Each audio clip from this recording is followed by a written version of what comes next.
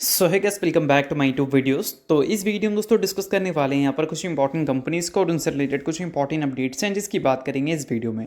तो चलिए दोस्तों वीडियो की शुरुआत करते हैं। सबसे पहली कंपनी को डिस्कस करते हैं। पहली कंपनी का नाम है Mazagon dock ship builders limited. But इसको डिस्कस करने से पहले दोस्तों, अगर आपने अभी तक चैनल को सब्सक्राइब नहीं किया है तो चैनल को सब्सक्राइब करके बेल आइकन को प्रेस कर लो ताकि आने वाली जितनी भी अपडेट्स हैं उन सभी अपडेट्स का नोटिफिकेशन आपको सबसे पहले मिल सके।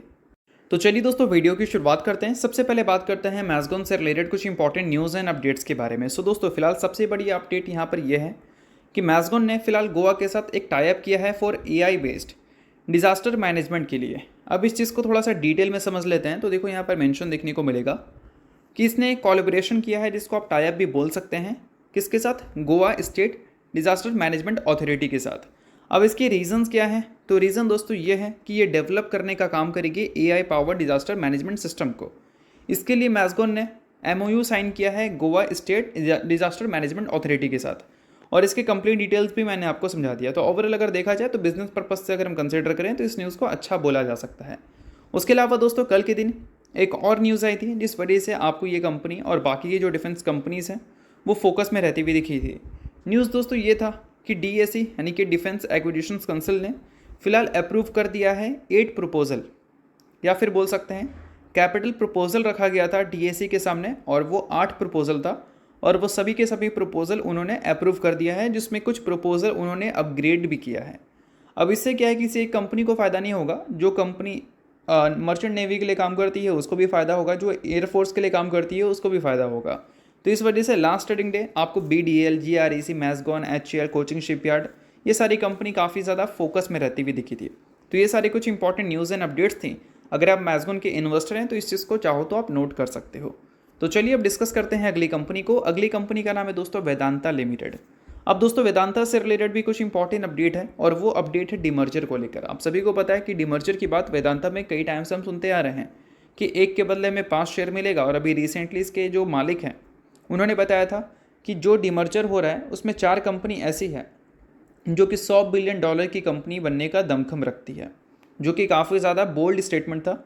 और इन सभी चीज़ों के बाद पूछा भी गया कि डिमर्जर का डेट क्या है, क्योंकि काफ़ी टाइम से डिमर्जर की न्यूज़ तो हम सुन रहे हैं, बट डिमर्जर होने वाला कब है? तो देखो दोस्तों, अनिल अग्रवाल जो कि वेदांता के ऑनर हैं या फिर बोल सकते हैं मालिक हैं, उन्होंने बताया है कि डिमर्जर जो है वो अभी अपने फाइनल स्टेज पे है, जो कि आप यहाँ पर नोट कर सकते हैं। NCLT की तरफ से सारा अप्रूवल इनको मिल चुका है। अब डिमर्जर जो है विद इन 4 to 6 वीक हो जाएगा, यानी कि अगले 1 से 1.5 महीने के बीच में आप बोल सकते हैं कि ये डिमर्जर आपको एग्जीक्यूट होती हुई देखने को मिलेगी। अगर आप वेदांता के इन्वेस्टर हैं तो 1 शेयर के बदले आपको वेदांता का 5 शेयर मिलेगा, मतलब वेदांता का नहीं, वेदांता की जो सब्सिडरी है उसका 5 शेयर मिलेगा, जो 5 एंटिटी मार्केट में लिस्ट होगी।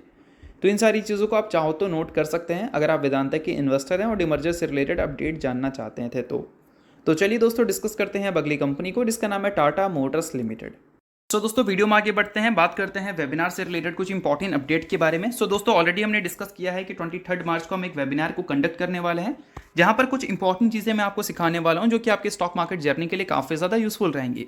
काफ़ी सारे लोगों ने इससे रिलेटेड क्वेरीज की है, काफ़ी सारे लोग ऑलरेडी इनसे जुड़ चुके हैं, और जुड़ने के बाद काफ़ी कम सीट हमारे पास अवेलेबल है। तो वेबिनार को अगर आप ज्वाइन करना चाहते हैं, इंटरेस्टेड हैं, तो व्हाट्सएप का नंबर आपको देखने को मिलेगा स्क्रीन पे। उसका लिंक आपको डिस्क्रिप्शन में और पिन कमेंट में भी देखने को मिलेगा। लिंक के थ्रू जाकर व्हाट्सएप आकर अपनी क्वेरीज को आप डाल सकते हैं। वेबिनार के कंप्लीट डिटेल्स आपको वहाँ पर मिल जाएंगे। अब इंपॉर्टेंट ये है कि वेबिनार में हम सिखाने क्या वाले हैं। तो ऑब्वियस सी बात है कि आपको ऐसे खराब मार्केट में अपॉर्चुनिटी कैसे फाइंड करनी है वो मैं आपको सिखाऊंगा। टेक्निकल एनालिसिस मैं आपको बताऊंगा, और साथ में दोस्तों कुछ इंपॉर्टेंट सेटअप्स मैं बताऊंगा जिसकी एक्यूरेसी काफ़ी ज़्यादा अच्छी रहती है। पास्ट में ये जो सारी सेटअप्स क्रिएट हुई हैं उसके बाद एक अच्छी रिटर्न्स की पॉसिबिलिटीज़ बनी थी, और वो रिटर्न्स हमने ग्रैब भी किया था। और इन सारी चीज़ों को ऑलरेडी हमने पहले भी कंडक्ट किया है वेबिनार के जरिए, और उसका जो फीडबैक रहा है वो भी काफ़ी ज़्यादा अमेजिंग है।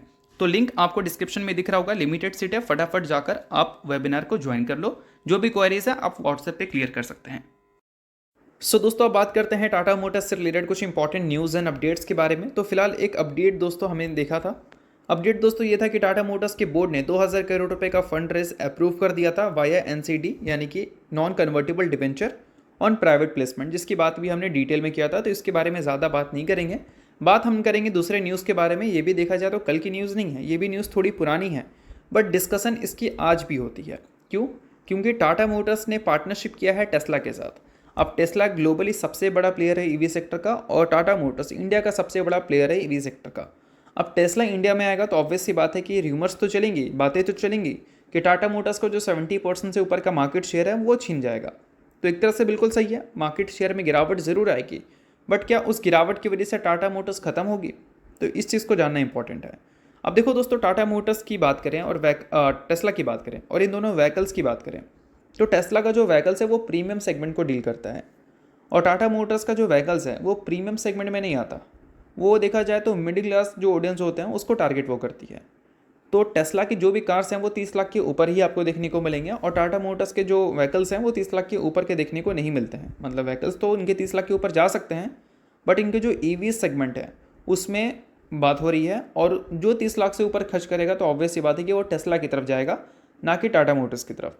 तो पॉइंट यहाँ पर यह है कि टेस्ला के आने की वजह से टाटा मोटर्स का जो मार्केट शेयर है वो जाएगा ज़रूर, बट दोनों का जो ऑडियंस है वो डिफरेंट है। टाटा मोटर्स का डिफरेंट ऑडियंस है, टेस्ला का डिफरेंट ऑडियंस है। टाटा मोटर्स के जो ऑडियंस है वो टेस्ला के पास जा ही नहीं पाएंगे ड्यू टू, बोल सकते हैं, फाइनेंशियल कंडीशन, और टेस्ला के जो ऑडियंस है वो टाटा मोटर्स के पास नहीं जाएंगे ड्यू टू स्टेटस। तो इस चीज़ को थोड़ा सा क्लियर रखो। और दोस्तों, अगर इंडिया के व्हीकल की बात करें, सॉरी व्हीकल नहीं, इंडिया की ईवी सेक्टर की बात करें, इलेक्ट्रिक व्हीकल के मार्केट के ग्रोथ की बात करें, तो वो हमें काफ़ी कमाल की देखने को मिलती है। फिलहाल अगर हम देखें तो इंडिया का जो 2023 में ईवी सेक्टर का मार्केट था वो 3.16 बिलियन यूएस डॉलर का था, जो कि उम्मीद है कि 2032 तक ये मार्केट 48.66 बिलियन डॉलर तक जाएगा, और इसमें रफली जो ग्रोथ देखने को मिलेगी वो 35% CAGR से देखने को मिलेगी। तो एक इंडस्ट्री अगर 35% CAGR से ग्रो करने वाला है तो ऑब्वियस सी बात है कि उस इंडस्ट्री में अगर 2 कंपनी है, 3 कंपनी है, 10 कंपनी है, ग्रोथ सबको मिलेगा। टॉप 1 2 3 कंपनी को ज़्यादा मिलेगा, और उससे जो नीचे वाली कंपनी है उसको कम मिलेगा।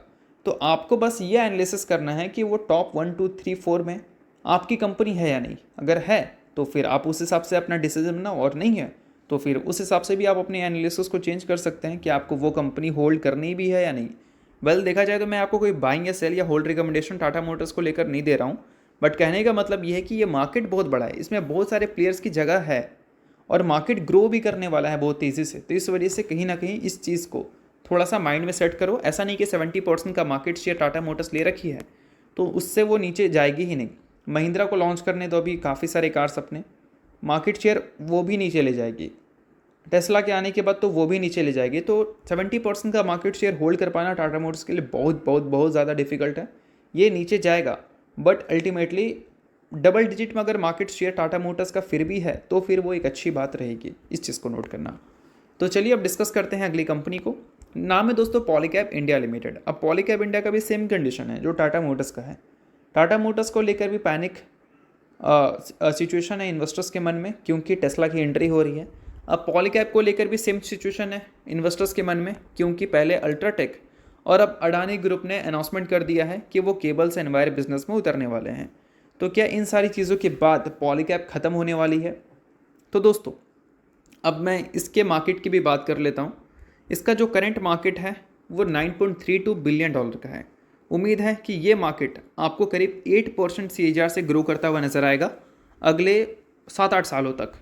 अगर कोई मार्केट 8% CAGR या 10% CAGR से ग्रो करता है उसको अच्छा माना जाता है, और 10% से ऊपर का ग्रोथ अगर कंसिस्टेंट रहती है तो उसको बहुत अच्छा माना जाता है। तो अगर कोई मार्केट अगर लगभग 8% CAGR से ग्रो कर रहा है, उसमें प्रॉफिटेबिलिटी अच्छी है, तो बिल्कुल ऐसा नहीं हो सकता कि उसमें नए प्लेयर्स ना उतरे, वो उतरेंगे। अभी बिल्कुल भी हैरान मत होना कि आगे चलकर रिलायंस बोल देगी, टाटा मोटर्स नहीं टाटा ग्रुप बोल देगी, क्योंकि अगर कोई बड़ा मार्केट है अच्छे मार्जिन से तो ऑब्वियस सी बात है कि बड़े प्लेयर्स तो आएंगे। अब रिलायंस की ही बात कर लेते हैं। उन्होंने पेप्सिको को कंपटीशन देने के लिए कैंपा कोला लॉन्च किया, क्योंकि वहाँ पर अच्छे मार्जिन उनको मिलते हैं। तो जहाँ पर हाई प्रॉफिट मार्जिन बिजनेस रहती है और एक अच्छे वॉल्यूम्स रहते हैं, वहाँ पर न्यू प्लेयर्स उतरते हैं। और इसका मतलब ये है कि जो पुराने प्लेयर्स हैं वो ख़त्म नहीं हो जाएंगे। पुराने प्लेयर्स के फाइनेंशियल्स अच्छे हैं, प्लान्स अच्छे हैं, मैनेजमेंट अच्छी है, तो फिर वो इस सारी चीज़ों को काउंटर कर लेते हैं। और अल्टीमेटली अगर कोई भी कंपटीशन बढ़ने को लेकर बातें चलती हैं तो ऑब्वियस सी बात है कि उसका इम्पैक्ट स्टॉक में देखने को मिलता है। बट इसका मतलब ये नहीं कि स्टॉक अगर 100 रुपये पे था तो इस न्यूज़ की वजह से वो 0 पे चला गया। स्टॉक 0 पे तब जाता है जब कंपनी के जो नंबर्स हैं वो 0 पे जाते हैं। तो पॉइंट यहाँ पर ये नोट करनी है आपको कि फ्यूचर में क्या पॉलीकैब इंडिया का नंबर अडानी की वजह से, अल्ट्राटेक की वजह से 0 पे चला जाएगा, या फिर पॉलीकैब इंडिया की जो ग्रोथ अभी आपको 30-35-40% की देखने को मिलते थे वो 28%, 25% पे आएंगे। तो ग्रोथ में कॉम्प्रोमाइज़ हो सकती है, ना कि नंबर्स में। हो सकता है कि फ्यूचर में हो जाए, मैं आपको ऐसा नहीं बोल रहा हूँ कि होगा ही नहीं, ऐसा कोई गारंटी ऐसा कुछ नहीं है। बट कहने का मतलब ये है कि जब कंपटीशन बढ़ती है तो बातें चलती हैं, और उस कंपटीशन को अगर हैंडल करने का दमखम मैनेजमेंट के अंदर है तो फिर आप उस कंपनी को होल्ड कर सकते हैं। तो आपको मैनेजमेंट की एनालिसिस करनी है और पॉलीकैब इंडिया के स्टेटमेंट्स को नोट कर लेना है कि इन सारी चीज़ों के बाद उनकी मैनेजमेंट का क्या प्लान है, और स्ट्रैटेजीज आपको खुद से बना लेनी है। तो चलिए, ये सारी कुछ इंपॉर्टेंट कंपनी से रिलेटेड इंपॉर्टेंट अपडेट्स थी जिसकी बात की हमने इस वीडियो में। होप करता हूँ वीडियो आपको अच्छा लगा, लाइक कीजिए, पहली बार सब्सक्राइब कीजिए। वीडियो के लिए बहुत बहुत शुक्रिया।